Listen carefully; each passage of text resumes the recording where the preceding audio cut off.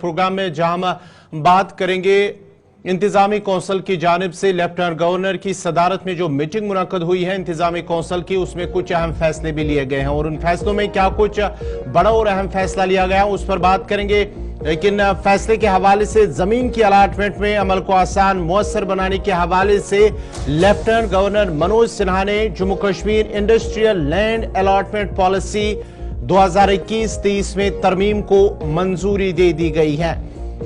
तब्दीलियों को मुस्तहकम करते हुए सनत और तिजारत के महकमे ने मौजूदा पॉलिसी को अपडेट करने में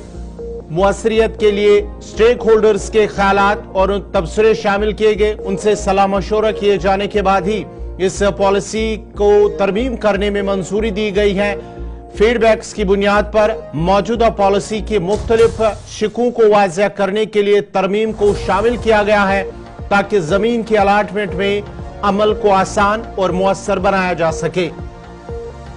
जम्मू कश्मीर की मईशत के लिए स्ट्रेटेजिक अहमियत रखने वाली बड़ी सरमायाकारी की हौसला अफजाई के लिए हुकूमत मेगा प्रोजेक्ट्स के लिए तरजीही बुनियादों पर जमीन अलाट कर सकती है। कम से कम 4000 करोड़ रुपए की सरमायाकारी वाले सनती सर्विस सेक्टर यूनिट्स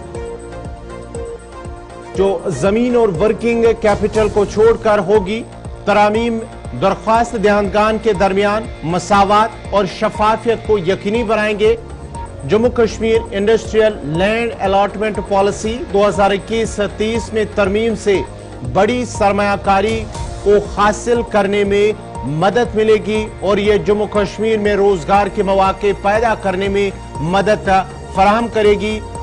जेएडी की जानिब से यानी कि इंतजामी कौंसिल की जानिब से जो तरमीम की गई है उसके बाद ही उनकी जानिब से बयान सामने है कि इसकी वजह से जम्मू कश्मीर के अंदर जो रोजगार के मौके हैं, बेरोजगार नौजवानों को रोजगार के मौके